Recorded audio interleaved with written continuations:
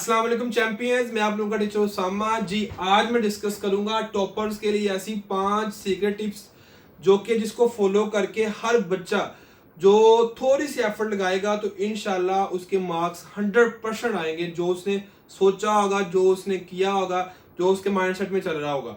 तो कौन कौन सी गलतियां जो आपने नहीं करनी, किस तरह से आपने अपने सिलेबस को, अपने जो है वो चैप्टर्स को, अपनी रूटीन को, टाइम को लेकर चलना है, तो सारी चीजें हम यहाँ पे डिस्कस करेंगे। सबसे पहली टिप नंबर 1 जो है वो ये है मैं आप सबके लिए कि बेटा आप सबने टाइम जो अपना है वो ज्यादातर सारे सिलेबस को कवर करने में नहीं लगा देना, ठीक है। आपने स्मार्ट स्टडी करनी है। स्मार्ट स्टडी करके भी आप कम टाइम के अंदर ज्यादा नंबर ले सकते हो। कैसे? आपने पेयरिंग को फॉलो करना है। आपने पेयरिंग को फॉलो करते हुए उन चैप्टर्स को फाइंड आउट करना है जिनकी वेटेज ज्यादा है, जिनके मार्क्स ज्यादा है, ठीक है। आप अगर उन्हीं चैप्टर्स को कर लो तो हर बुक के अंदर कोई ना कोई ऐसे चैप्टर्स होते हैं कि जिनकी वेटेज ज्यादा होती है, जिनके मार्क्स ज्यादा होते हैं, तो आप कम टाइम के अंदर ज्यादा नंबर ले सकते हो, बजाय उसके कि आप बस माइंडसेट के अंदर जिसकी कुछ ना कुछ लिमिट है उसमें बस वो चीजें डालते जा रहे हो, इसकी कोई वैल्यू नहीं है। तो क्यों ना हम उन चीजों को अपने माइंडसेट में रखें जिनकी वैल्यू ज्यादा है। तो आपने क्या करना है, सबसे पहले आपने हर सब्जेक्ट का एक पेज लेना है।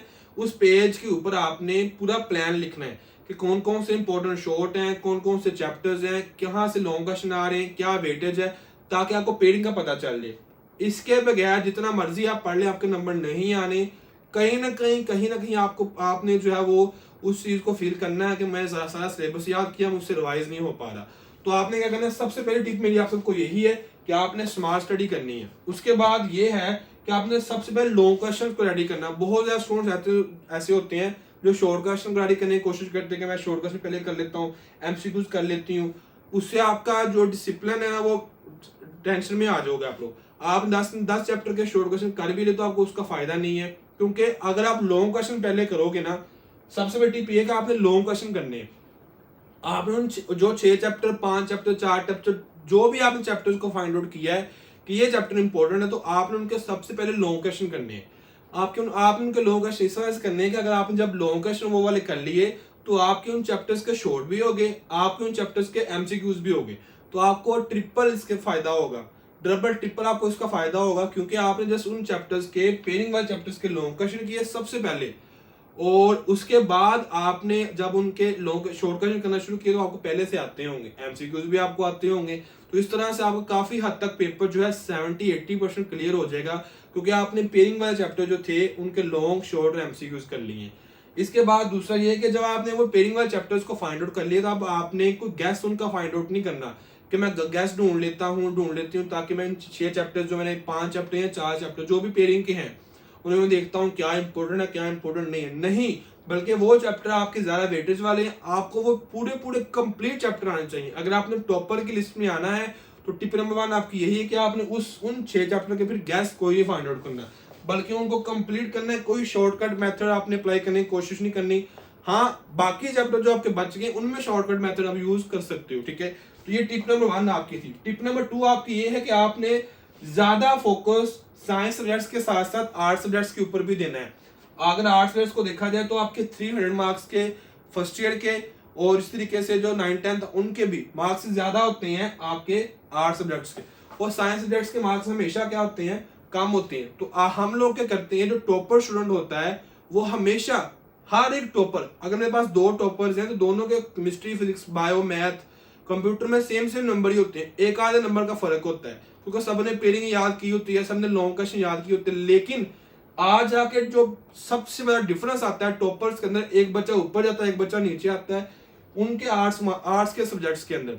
एक बच्चा जो जितनी एफर्ट उसने साइंस में लगाई है उतनी एफर्ट वो आर्ट्स में लगाता है और उसके नंबर ऊपर आ जाते हैं। लेकिन दूसरा बच्चा जो था वो उसने एफर्ट सारी से लगाई ही साइंस के ऊपर थी और उसके वाकया ही बहुत 99% नंबर थे, 98% नंबर थे साइंस सब्जेक्ट्स में, लेकिन वो बच्चा जो था वो हार गया उस बच्चे जिस बच्चे ने आर्ट्स सब्जेक्ट्स में भी नंबर ले। तो गेम चेंजिंग नंबर साइंस नहीं है, game changing, position changing number जो होंगे वो आपके आर्ट्स सब्जेक्ट्स होंगे कि आपने आर्ट्स सब्जेक्ट्स में कितने नंबर ले। क्यों? इसकी एक टिप है कि साइंस सब्जेक्ट्स के लॉन्ग क्वेश्चन, शॉर्ट, एमसीक्यू सब ने याद किए होते हैं और हम लोग इसके ऊपर एफर्ट कम लगाते हैं। तो जो बच्चा इनके अंदर एक्सेल करेगा वो ऊपर चला जाएगा।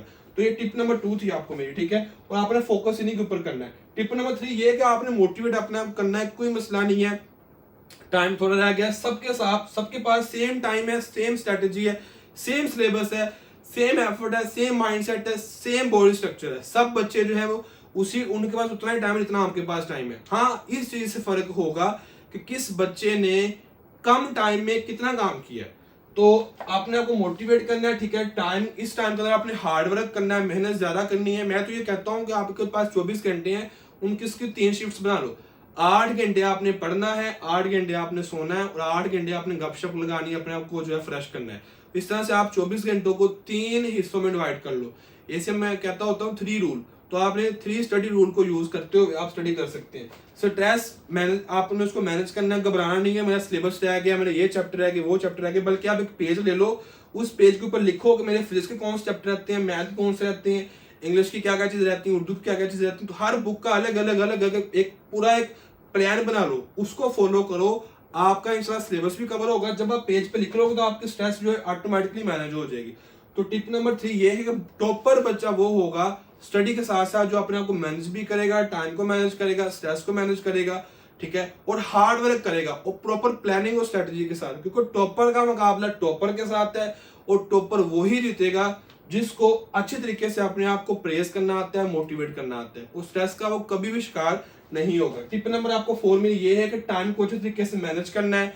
ये नहीं कि आपने पूरा दिन मोबाइल यूज कर लिया, अब शाम को 8 बजे पढ़ने के लिए बैठ गए हो, नहीं पढ़ा जाएगा, गारंटी है कि आपसे नहीं पढ़ा जाएगा। 10 मिनट आप पढ़ोगे, आपको बासी आना शुरू हो जाएगी, नींद आ जाएगी, कोई काम याद आ जाएगा, सो जाओगे, बैठे बैठे बुक बंद कर दोगे। क्यों? आपकी बॉडी के अंदर एनर्जी नहीं है। तो टॉपर बच्चा जो होगा, टिप नंबर 4 उसको ये है, उस बच्चे ने अपनी एक लिस्ट बना लेनी है हर एक दिन पहले की। मतलब कल मैंने क्या करना है, उसने सोने से पहले उसकी पूरी लिस्ट बना लेनी। नंबर 1, उसे पता हो, उसके माइंड को ये प्रोग्राम मिल गई हो कि कल भाई पूरे दिन में क्या क्या कुछ करना है।